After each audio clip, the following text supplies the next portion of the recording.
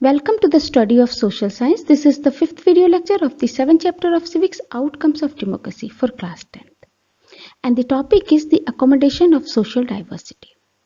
In the last video lecture, we examined the role of democracy in the reduction of inequality and poverty. In this video lecture, we would be discussing the following points. What is social diversity? How do democracy accommodate social diversity? What are the conditions under which democracy accommodates social diversity? Let's start. What is social diversity? Social diversity is a feature of society. Various types of people live in society. They follow different religions.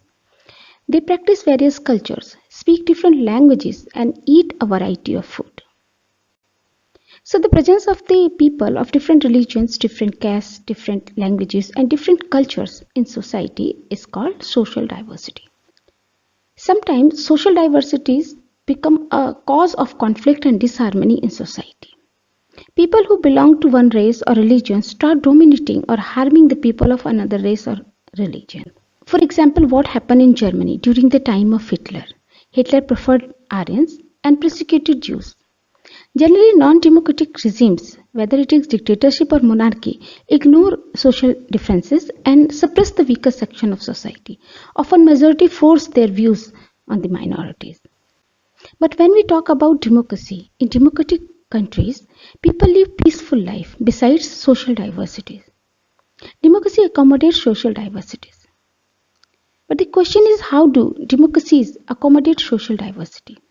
Accommodation is a sociological concept, which means a process of adjustments between persons or different groups. For a harmonious or peaceful life in society, it is necessary to accommodate or adjust social diversities. And democracy is considered best to accommodate social diversities in country. For example, Belgium. Belgium, a democratic country. Belgium's democratic government has successfully negotiated differences among ethnic population. As you have studied in your first chapter of Civics, Power Sharing, that Belgium has a diverse population, Dutch, French and German-speaking people. Dutch-speaking people, with 58% of the total population, form the majority. French-speaking people, with 40% of the total population, form the minority in the Belgium. But in Brazil, the capital of Belgium, French-speaking people with 80% form majority and Dutch-speaking people with 20% form minority. So as you can see, the Dutch-speaking people were the majority in Belgium, but a minority in Brazil. Therefore, the conflict between the Dutch-speaking people and the French-speaking people was more severe in Brazil. But Belgium democratic government resolved the ethnic problem successfully.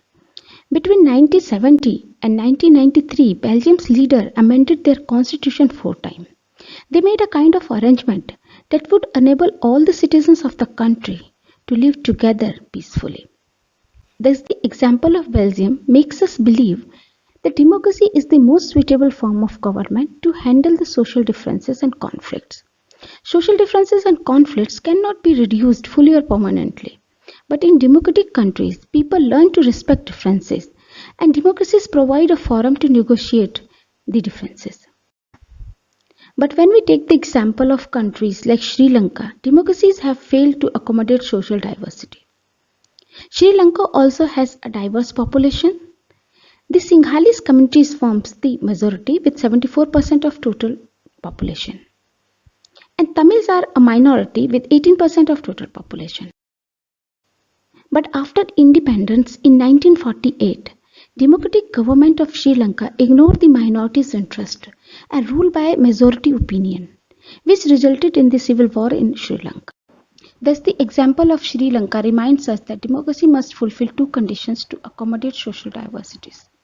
The first one is it is necessary to understand that democracy is not simply ruled by majority opinion, but the majority always needs to work with minority so that government function to represent the general views. Democracy is not simply the rule of the majority, because in democratic country it is considered that the majority must not force its view on minority. The minorities are also given the right to raise their voice. Both views are taken into account in making decision. The second thing is that it is also necessary that the rule by the majority does not become the rule by the majority community in terms of religious, race or linguistic group. Rule by majority means not rule by a major community.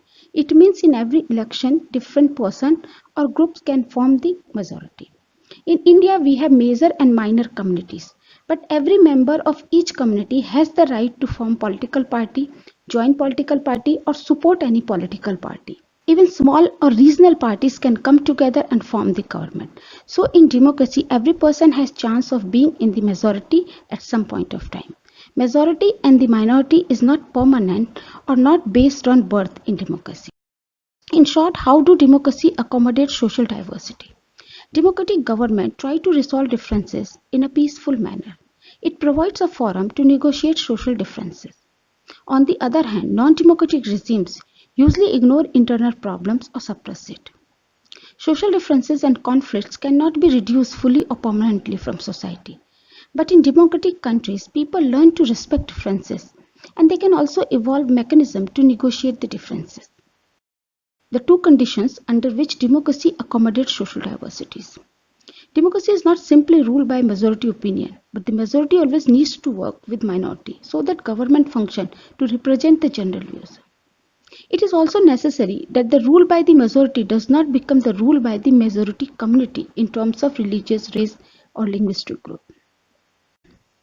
This is all about the social outcomes of democracy, accommodation of social diversity. In the next video lecture, we will with dignity and freedom of citizens. If you find the video useful, please like and subscribe to my channel. Thank you for watching. Have a nice day.